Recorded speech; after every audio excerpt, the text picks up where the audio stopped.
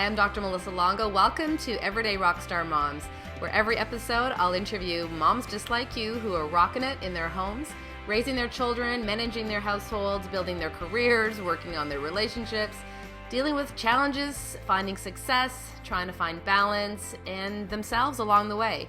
Every episode you'll hear from women just like you of all ages and stages of motherhood, sharing their stories, life experiences, and leaving you with practical tips, ideas, and inspiration to help you rock your life. On today's episode, I'm chatting with Sabrina Bercovitch. Sabrina is an entrepreneur and the dynamic mother of 3 great kids, Dylan, Tallulah, and Harlow.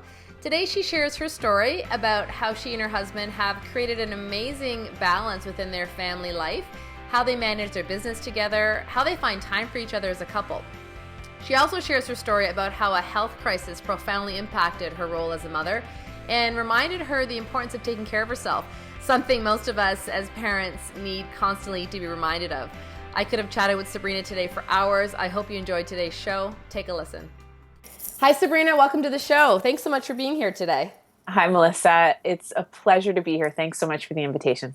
Now, I've known you through our professional associations, and I've been connected with you for a number of years. Can you give our listeners a little bit of a brief story about where you're at right now in terms of work, parenting, relationship, just so we know a little bit more about you? Absolutely, Melissa. I feel like I am in a very wonderful, beautiful place right now with respect to all those things. My children are amazing individuals. I'm sure we're going to get into that during this interview. Mm-hmm. And a lot of that is because we really had our priorities straight. And when I say we, I definitely include my husband and partner in life and in business, Jason Bercovitch. Mm-hmm. And so we really, designed everything around our kids, have an amazing work-life balance. As a mother, you finally let go of the guilt. I'm sure we can all relate to that. When you're having babies and they're new and you're thinking about going back to work, and we do it to ourselves, I know. And I don't know if this is gender specific or not, but I think women definitely do it as opposed to our male counterparts. And just to go back to answering that question, I feel like I'm in an amazing place right now, professionally, personally, with my family. I've been a never-ending student, even though I'm a chiropractor for almost 17 years now. I think that keeps this passionate, and I get extremely juiced every day about going in, because I know not only do I go and do formal training, but patients teach us things every day. Mm-hmm. I don't know what I'm going to see every day, and I love being part of whatever God has in mind for me that day. So I'm in a great place, just to the short answer to that question. Yeah, I think we're truly lucky as we continue on in practice life. I think I'm like you in that I love my practice more the longer that I'm in it, and I have more fire for it now than I did 15 years ago. Exactly. I feel exactly the same. So just to give us just so you and your husband, Jason, are business partners as well as, life partners. That's right. And you have 3 children? We do. Okay. How old are they now? So our eldest son, Dylan, he's amazing. He is 13 and a half, so he'll be 14 in July. Mm-hmm. Our second child is a beautiful daughter named Tallulah, who will be 11 in a couple of weeks. And our third, last but not least, little beauty, also a daughter. Her name is Harlow, and she's 7 and a half. Busy times. Busy, beautiful household. Like, I wouldn't change it or trade it for anything. I mean, I love it. Now, you mentioned something earlier about, everything is exactly the way you've wanted it to be, and, you give your husband a lot of credit as well. So it sounds to me that you've set up what your family values are, or that there's some core things that you and Jason have decided are really important to you as a family, and part of the joy you're getting is because you're creating that. Exactly. Absolutely. And, first and foremost, our first core value in this house anyway, and in our life, is our family. So everything that we do both personally and professionally, revolves around that first priority. So I'll give you a very simple example. Ever since we met in chiropractic college, and so knowing that we were going to, one day open a practice together, we didn't right away. So we were both associates in separate practices for 5 years. Prior to opening LiveWell Family Health Center, our center that we own right now. And honestly, we designed all of our schedules based around our children. So for example, if I'm at the practice, my husband is not, and vice versa. So it's a wonderful way to really invest in those incredible children. They don't become incredible overnight, and it's not an accident or luck, which we often hear sometimes.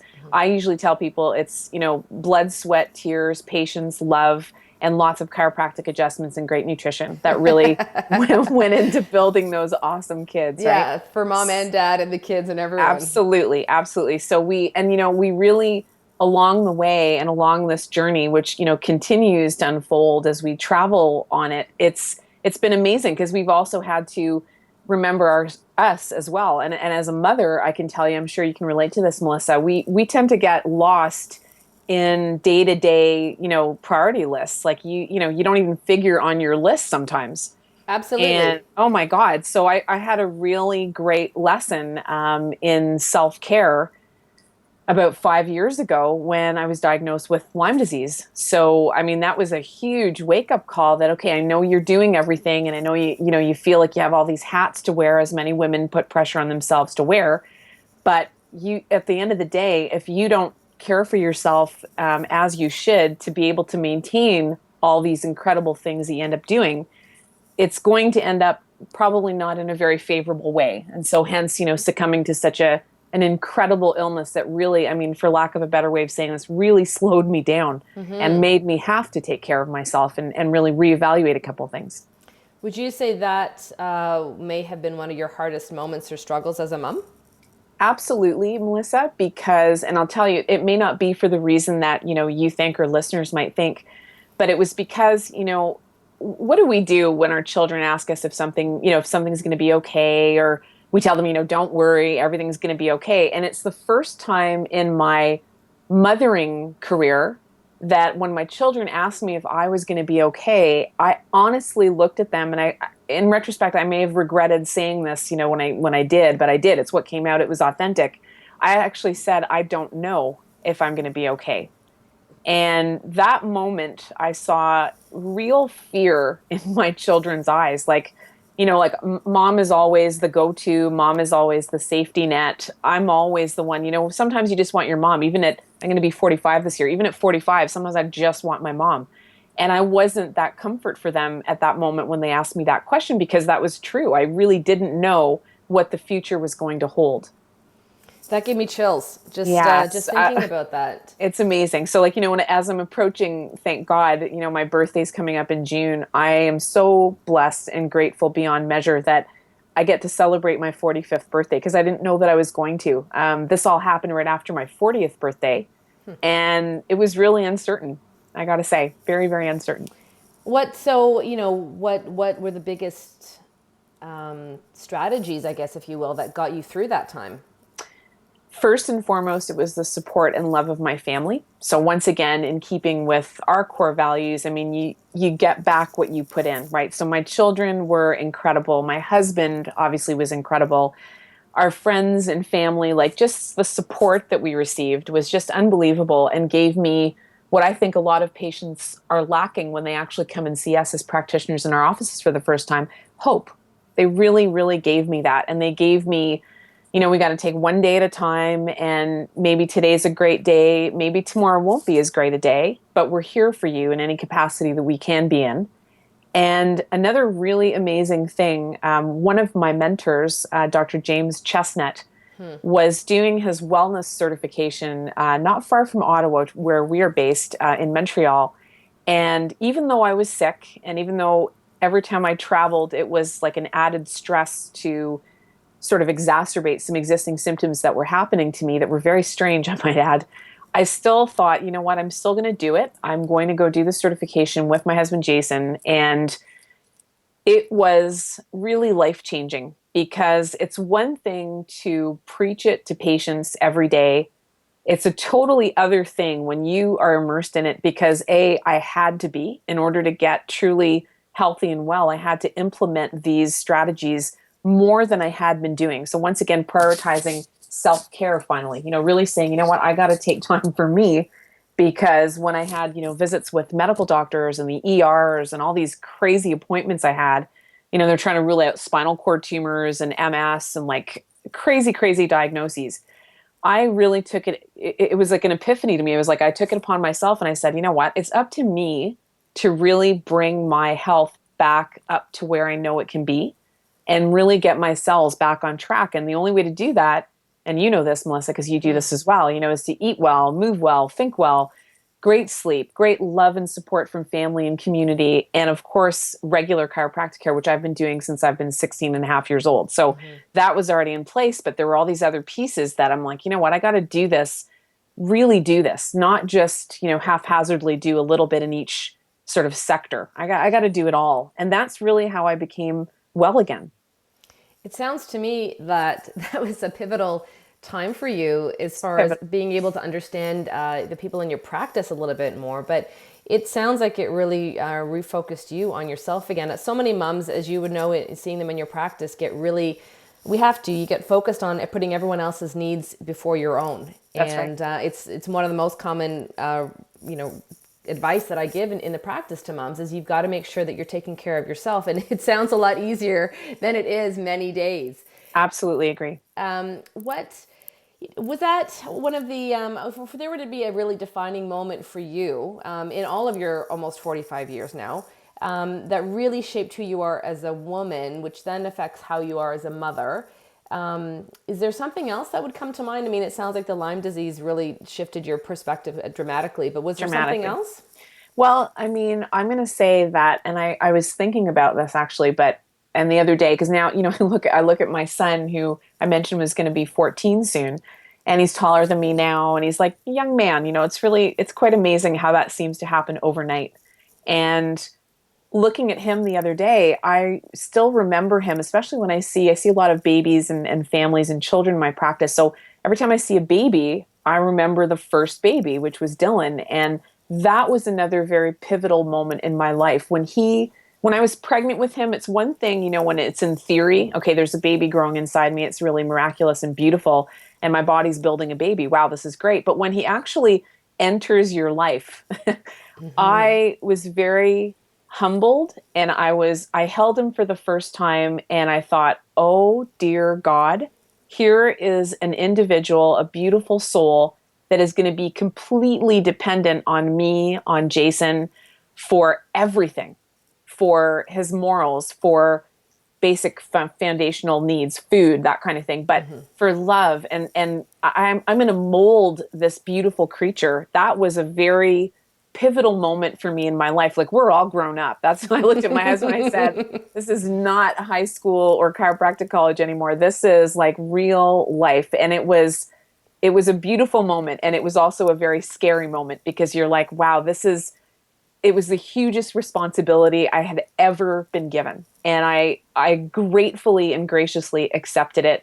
And when I look at my children and who they are, that is the best investment anybody will ever make in their life, is their children. And I learned that they want your time. They want you.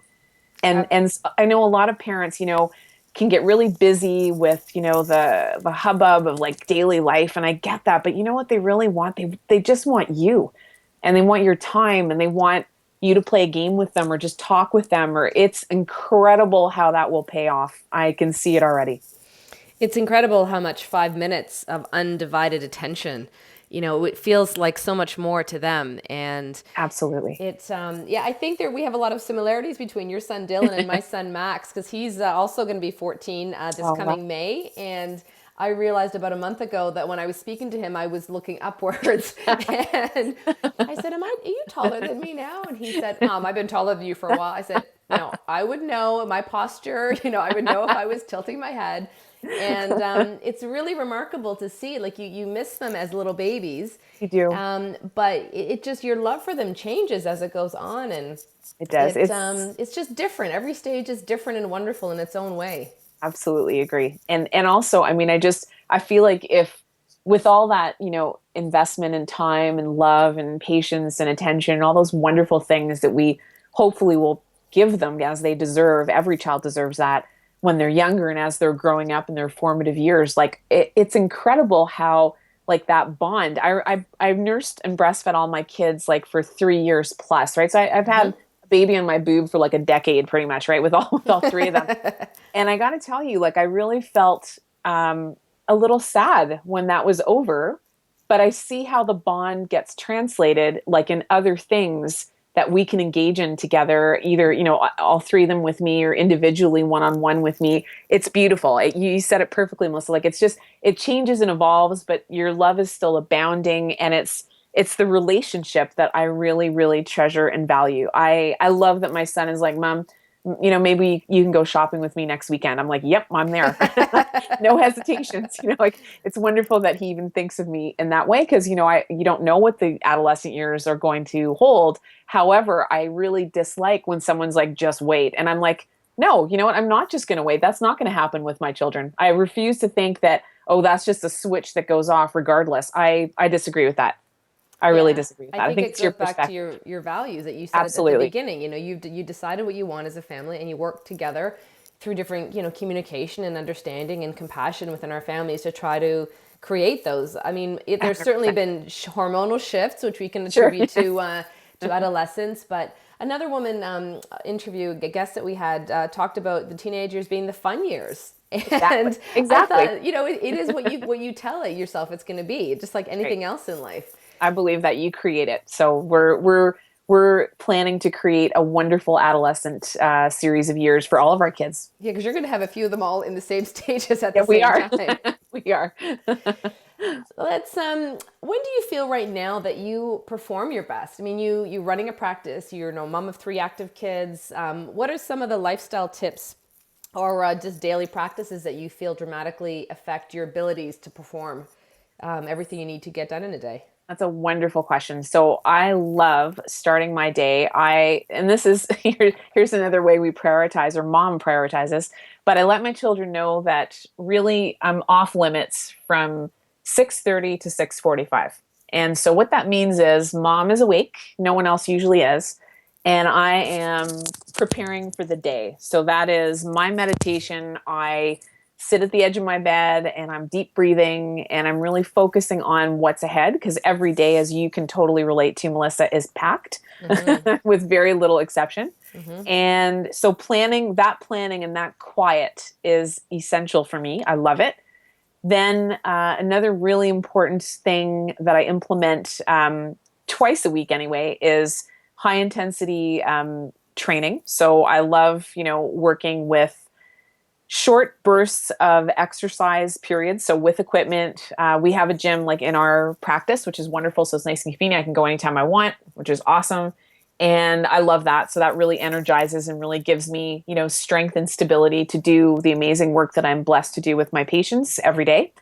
And another thing is really great nutrition. I am very, very diligent about what goes in my body, and a lot of that has to do with when I was sick. So it's an incredible motivator. People often ask me if I would change what happened to me, and I always say no. And I truly, authentically mean that, because it really served an amazing purpose. I've never been healthier or more fit or more strong than I am now. And I see how that translates in my abilities to perform at my best.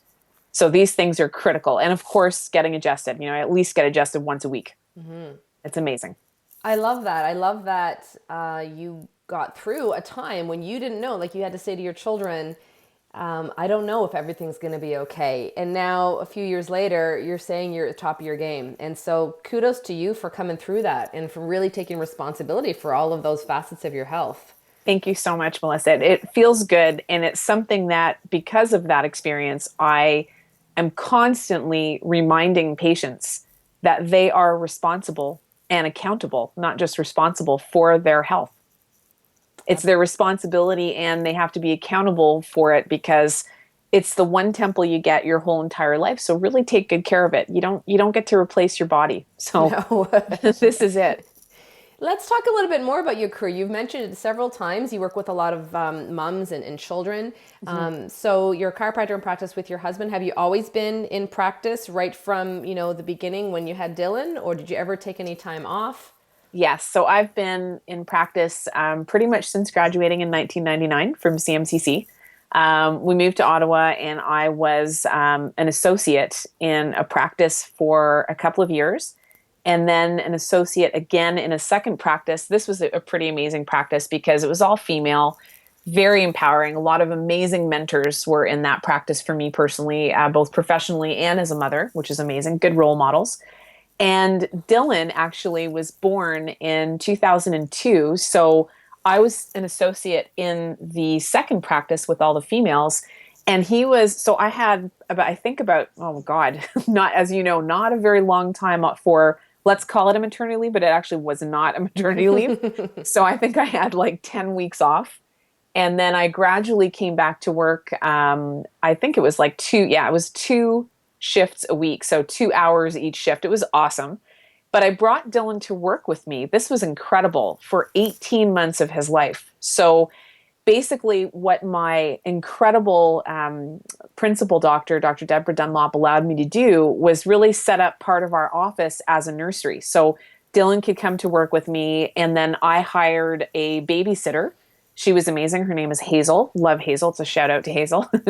And Hazel would basically watch Dylan between patients. I reserved time off for breastfeeding and just seeing him and maybe putting him to sleep. And she would take him for walks. It was such a beautiful thing. He'd be crawling around the practice when he was older, and patients got to know him. And it was incredible. It was incredible. Really, really great. And otherwise, with my daughters, same sort of thing. I took about 3 months off each for them, and gradual return to work. The wonderful thing is, good or bad, my children did not like taking bottles. So it was really in its natural form, in the vessel, out of the breast, forget about a bottle. So we couldn't really have my poor husband at home with them without, me being there. Food. It was crazy. So what he would do, because by this time, by our second child, Tallulah, we had opened LiveWell Family Health Center. So literally about a kilometer away from our house. This was also meant to be, and from God. I truly believe that till this day. And so what he would do is we would reserve a time off for breastfeeding in the middle of my shift, and then he would bring down whatever daughter was breastfeeding at the time, so I could do that, and then take her away, and then be okay for another few hours till I got home. So that we did that for 3 years. Like, it was 3 years each, so 6 years really. So my husband's pretty amazing. Like, he was on board right from the first day, thank goodness. And again, really on the same page with our morals and our values, and really making family first. And patients really got to meet all of our kids. So it's amazing, with a lot of our patients that are still with us, we've opened LiveWell, or we've had LiveWell rather for 11 and a half years now. A lot of these patients are like, oh my God, I remember all your kids when they were babies, like crawling around, and now we're seeing them all grown up. It's a beautiful thing to have them be part of as well. I really feel like my patients are my family as well. So it only made sense that they actually knew my family. So it was great. Yeah, I think that reciprocal relationship is certainly goes both ways. I have the same thing. People remember my kids, or seeing them grow up, or they'll ask questions about what are my kids doing, and it's relationships that we have with people that we care about. Exactly, and it's beautiful. That's really what this whole existence on the planet's about, I think, is love and relationships. So that's you got to foster those. Do you think that? I mean, it sounds to me like you and Jason have crafted a fairly balanced, idyllic life for yourselves there. We have. Do you think the whole notion of moms can have it all is realistic and possible? Absolutely. And it really depends on what you're prioritizing, right? So you'll give attention, you'll pay, you will focus on things that you value. So if that is truly your desire and you're making that a priority. So our children, as you know, throughout this whole interview, were a real priority, and they continue to be a priority for us. So it is essential that everything else falls around that. And everyone in our life understands that that is our priority. So that, the schedules make sense to people. They're like, oh yeah, of course. If you're here, Dr. J's not here. If you're Dr. Sab, you're here. If you're not going to be here, then Dr. J is going to be here. They know that. It's very, very explicit in everything that we do, everything that we say. Very congruent. Do you ever feel like you want more time in either domain, like more time at work or more time at home? Right now, no. I feel it's perfect for me right now. To answer that, though, if I can extrapolate, Melissa, like when I'm thinking about, my son, and this is amazing that I'm going to say this because I'm not ready for high school, never mind like university, and he wants to be a chiropractor, which is amazing. So, when he's off at the next stage of education, after high school, I would maybe increase hours, but maybe not. Like I feel like I am really fulfilling my mission. I may feel differently when they're a little bit older, but I think again, it may go back to, yes, everything's perfectly balanced right now, but if I increase work, would that make me now feel guilty again? I don't know, because I think I have that down now. So Well, I don't want to aggravate that balance. yeah, and I think something that you said is really important, and that was that it's not luck. You don't just get born great kids. Exactly. And I recommend this to the parents in the office all the time too. Like it's not luck. You're actively creating these families, and great parents make great kids. And Exactly. we're not great every moment of every day of every week, but the intention is there. And when kids are loved and they're heard and they're given the right food and environment, they're gonna turn out. 99% of the time to Incredible. be Yeah, great people. So it exactly. is you do get what you give to the whole parenting role that we have. I couldn't agree more. And I mean, starting out with an amazing role model, my mother, my own mom, she's an amazing woman. And I have to give credit to my dad, may he rest in peace. Like, I am a combination of my mom and my dad. So they were amazing role models. And I'm sure every parent can relate to this, but you'll catch yourself rather saying or doing something, you're like, holy deja vu. Oh my God, like my dad did this or my mom said this. So I'm blessed that I had an incredible experience as a child growing up with two incredible role models, two people that really shaped the person that I am, not just the woman and mother that I became, but the person that I am with great morals and values. Like I owe that all to them. They're amazing. Would you say that your mom and dad are your biggest influences on who you are as a mother, or are there other people that would make that list? Sure, there are a few other people. So they are, I would say, the primary influences and role models for me as a mom. But also, I mean, this might sound funny, but I think actually, I'm going to rephrase. I know that when we were planning to, start our family with Dylan, it was very serious to me. It wasn't like, oh, whatever, casually, I'll get pregnant and then we'll have a child. It was like, wow, okay, I'm going to 3 months before, we wanted to have children. I did a detox. I mean, I prepared my body the best that I could. I researched ad nauseum, and some of the women that really ended up being, influences or role models and mentors were Dr. Jeannie Ohm from the ICPA. She's unbelievable. She really taught me that knowledge is power. Not only that, knowledge is important if you are going to have children. Like, don't go into this blindfolded and ignorant. You got to know some stuff. And another really great one was Mothering Magazine. So Peggy O'Mara's magazine was hugely influential on me, because it really set the stage for the kind of mother that I wanted to be, the kind of births that I wanted to have. So that's also Dr. Jeannie Ohm, because here's the irony in all this. Maybe that's why I'm so vigilant about, really teaching my moms that I come across that it's okay to have a natural birth. Your body is your body. You get to decide how this goes. And you're a consumer just like anyone else would be in a store when it comes to birth. You get to pick and choose how this is going to go. And I mean, I'm a cesarean section formula fed baby because my mother was, I mean, she's such a huge advocate of what I am today and what I do and how I help mothers today, because she didn't have this knowledge when she was expecting and giving birth to me. And so she was misled and told, my mom's like 5 foot nothing. She's adorable. And she's told, well, there's no way you're going to be able to birth this baby naturally. The baby looks like it's going to be really big. So we're just going to cut you open. It's going to be a lot easier. And then when I was born, they said, well, she wasn't, born naturally. So breastfeeding is going to be really hard. Plus she's 9 pounds. So you're never going to be able to produce the amount of milk to support that size. Here, we're just going to send you home with a 24-pack of Nestle formula. Like, I mean, seriously, my mom stood no chance. So she turned into my hugest fan because of my knowledge and how I raised my children. So I feel like I kind of influenced her a little bit too, which is really amazing.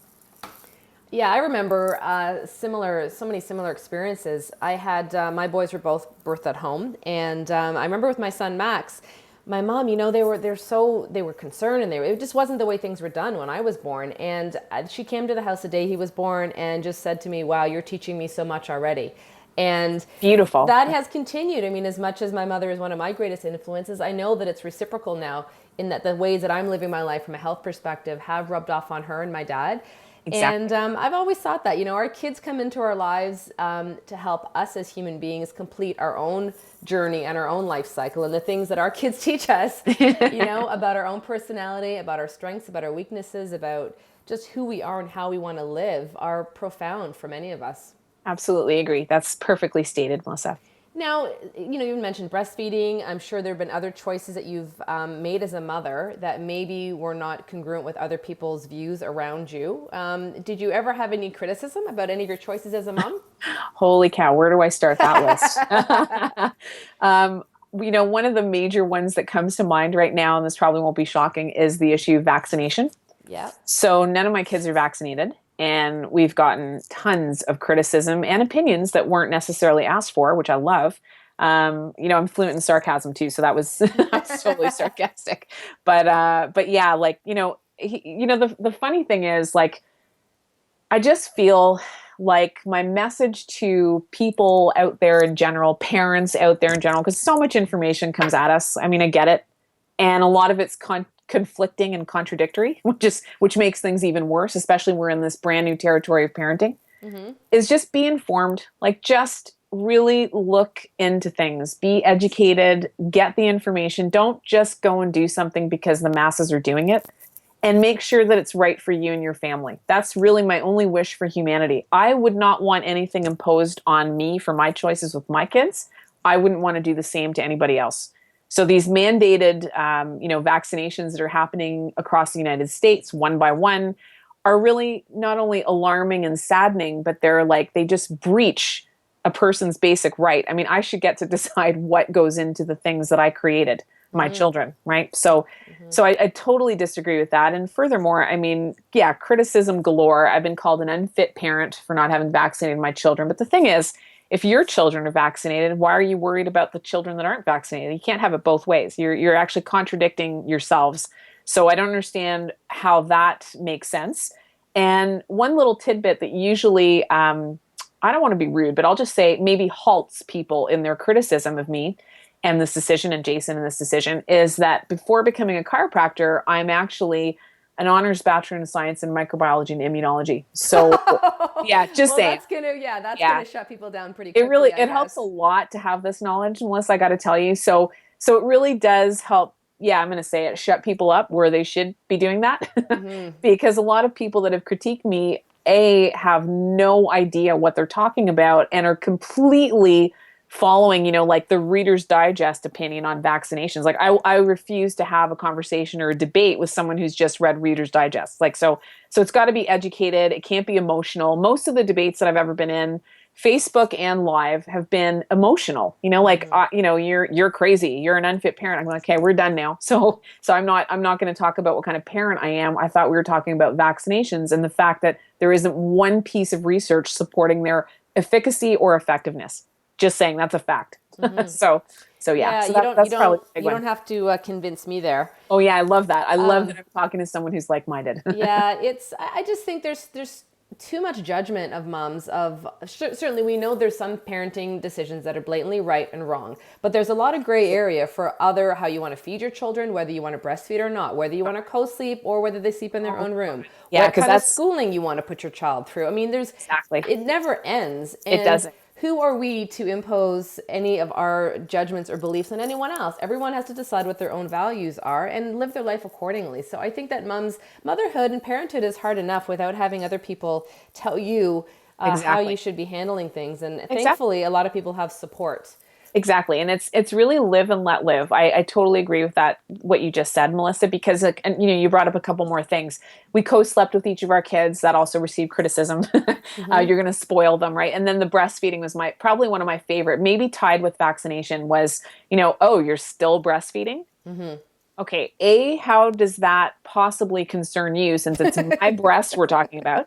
And I loved it. I love it. I know it's the best thing for them. It builds their immune system. It's the perfect food based on every time they put their mouth on the areola to start feeding. It's designing the next meal based on need and based on cellular communication. Like, I find that blows my mind. So when I tell my moms that, even in practice, when they're quick to try to maybe give up, oh, it was really hard. Okay, guess what?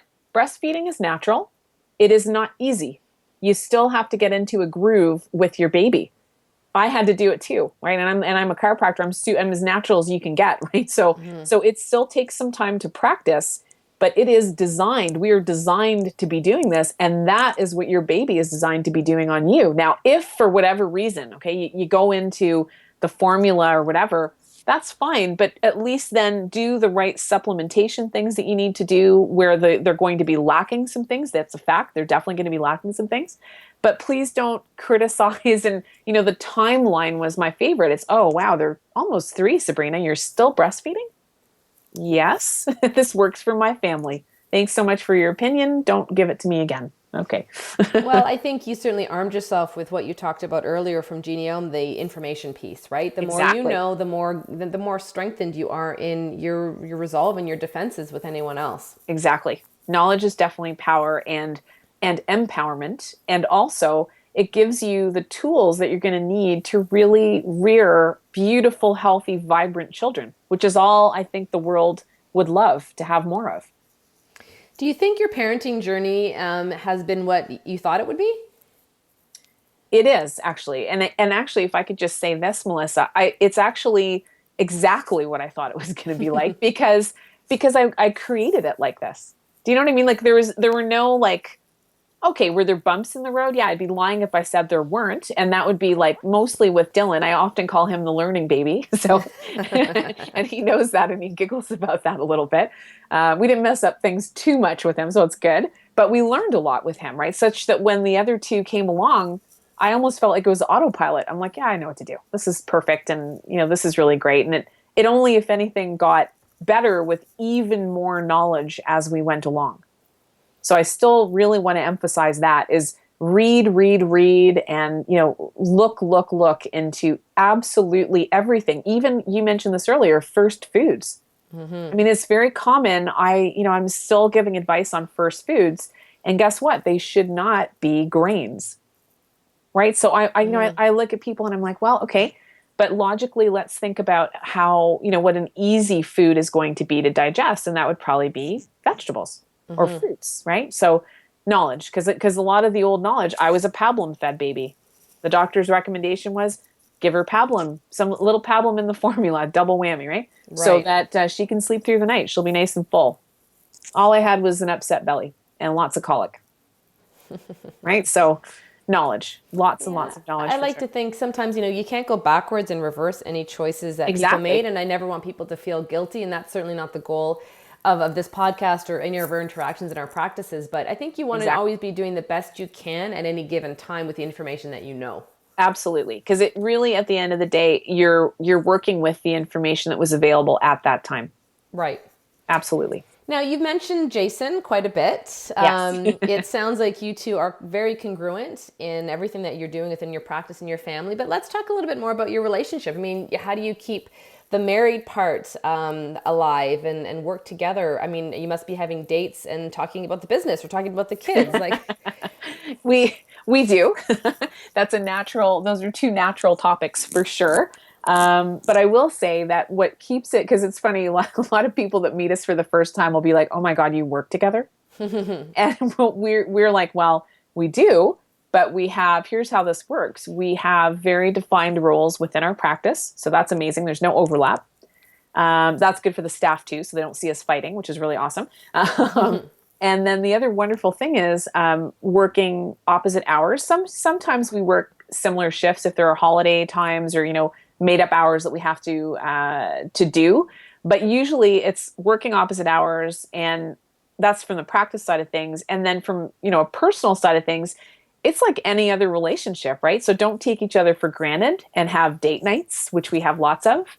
Now we have a built-in babysitter in our house.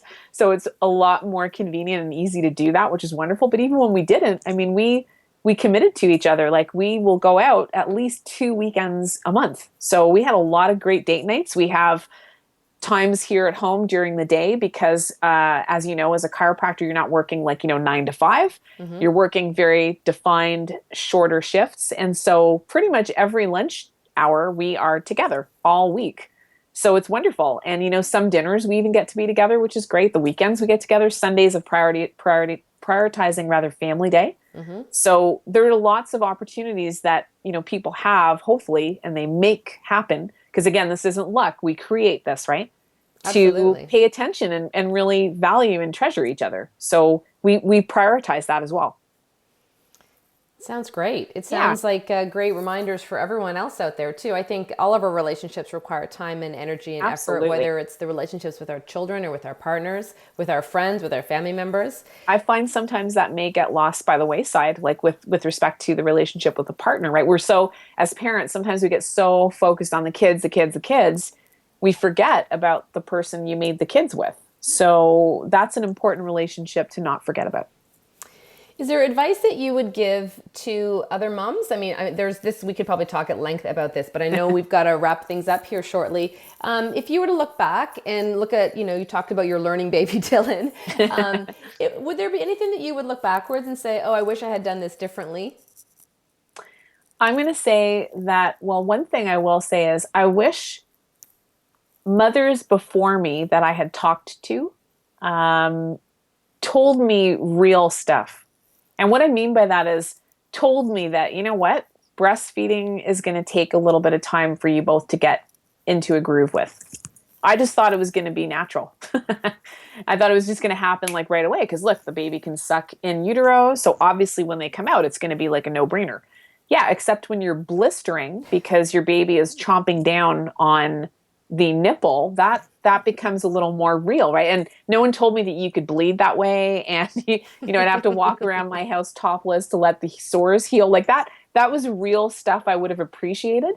Yeah. I remember feeling the same way with my son Max. I wrote my board exams when he was 6 weeks old. Oh my God. And I remember, those first 3-4 weeks, I mean, you're Yeah, an emotional wreck. You're exactly. trying to nurse. It didn't matter how much I knew professionally. This was my baby. I had to learn everything. And suddenly the importance of it all was dramatically different. Exactly. And he was cranky and I was crying and it was just crazy. And I remember It's saying, crazy. why didn't no one tell me these babies were going to cry? Yeah. It's a whole other game when it's yours. You just said that, Melissa. And honestly, like, so a lot of like truth, like I try to have and display tact, obviously, when I'm with patients. Yeah. But sometimes, like authentic Dr. Sab, holy cow, when I get going in that mode, I let them know things like real things that will happen or that to expect. And they're like, instead of being mortified, they kind of come back to me and they go, you know what, I want to thank you because no one has ever really talked about that. And I'm like,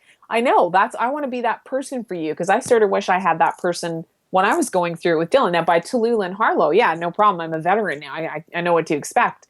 But that would definitely be one thing I would have wished. And I think the other thing is that, advice for new parents or parents to be, it's going back to knowledge. Like make sure you're reading things. Make sure you know your options. Don't feel like you're getting bullied into a situation that you don't want to be in. Because again, this is your experience. Yeah, absolutely. I mean, you said a lot there, and I agree with it.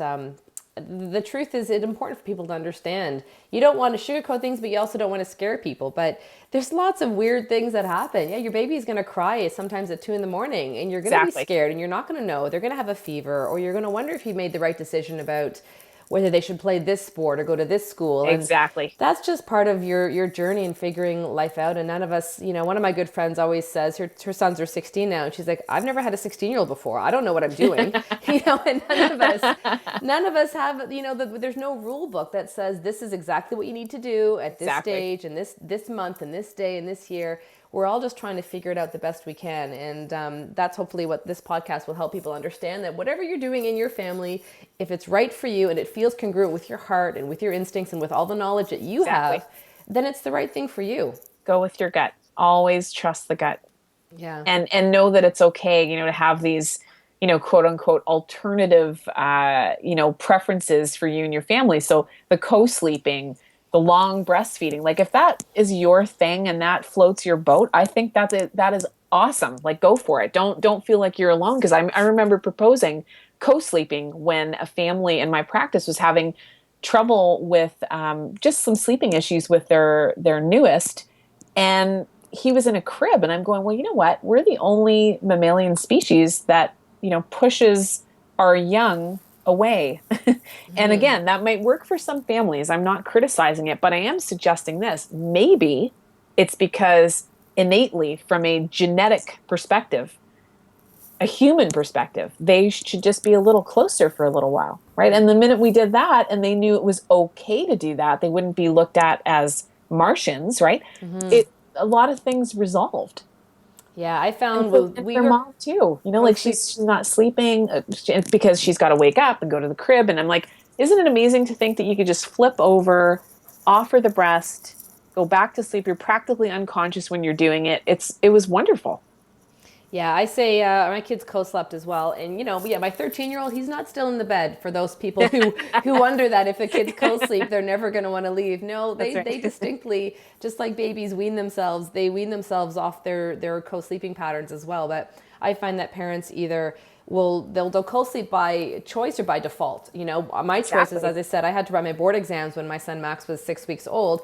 And we found, that the only thing that helped him sleep in the first few weeks is when he was lying on his dad or lying on me. Oh, that's so great, though. And, it just, after the exams were over, then I went and put my research hat on and got all the knowledge I had to feel like, wow, like co-sleeping actually makes a ton of sense for me. Exactly. And, so we've really covered a lot of information here today, and I would love to keep talking to you, but we're going to have to wrap things up.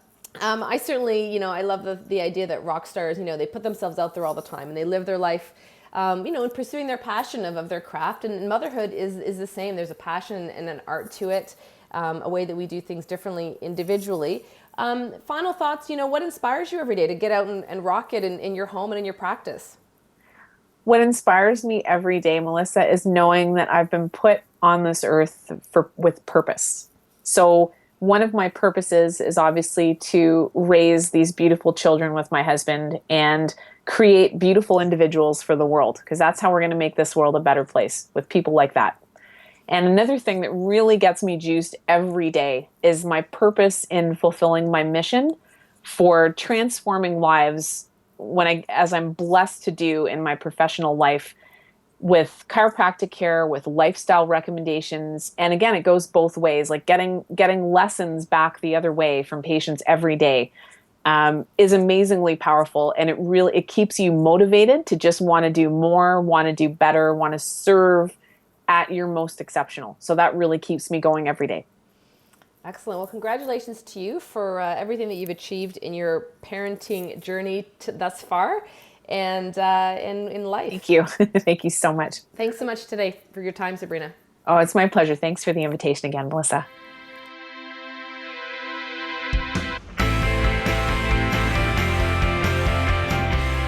There you have it. A great story today from a mom who rocks.